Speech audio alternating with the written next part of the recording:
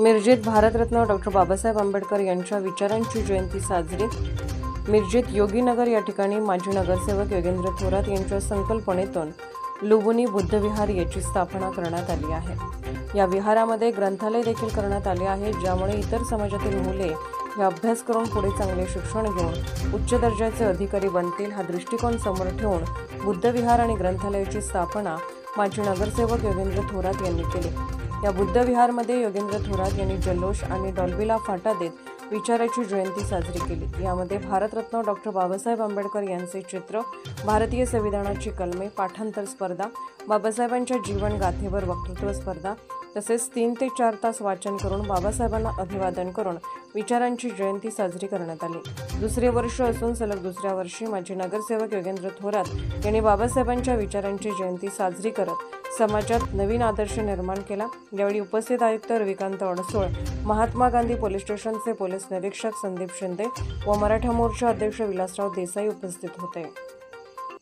Bharat Ratna doctor Babasaheb आंबेडकरांच्या 134व्या जयंतीनिमित्त आज मिरजमध्ये लुंबिनी बौद्ध विहार योगीनगर जे आम्ही सगळ्यांनी इथं स्थापन केलेलं आहे, तिथे खूप चांगले लोकांचे उपक्रम सुरू आहेत। आज मुलांनी 9 ते 12 पर्यंत वाचन केलंय, अजूनही वाचन चालू आहे। संविधानाची कलमं आम्हाला वाटलं होतं 14-15 येतील, मुलं 50 पर्यंत संविधानाची कलमं आज सांगत आहेत।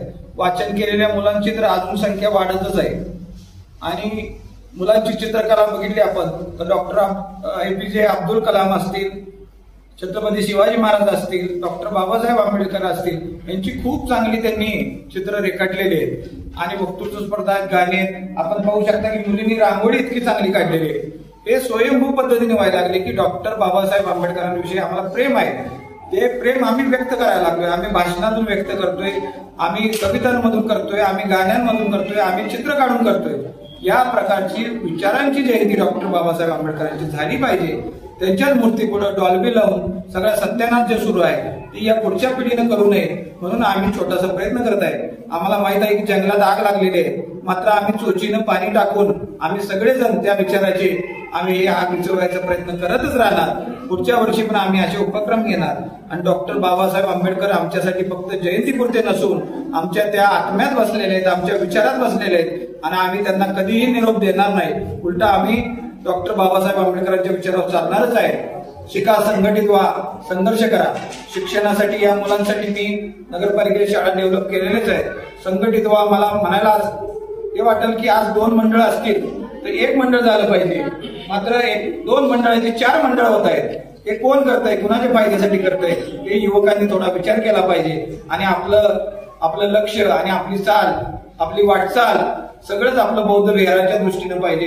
डॉक्टर बाबासाहेब आंबेडकरांसारखा महान व्यक्ती आपल्याच जन्मलेला आहे, त्याची गुण आणि सगळं घेऊन लोक बाहेरचे देशात पुढे जात आहेत। आपणही पुढे गेलं पाहिजे। आपल्या मुलांना, पुढच्या पिढीला आपण चांगलं शिकवूया आणि या जयंतीनिमित्त हा चांगला उपक्रम आपण घेऊया असं मी सगळ्यांना विनंती करतो, सूचना करतो। जय भीम, जय भीम, जय भीम।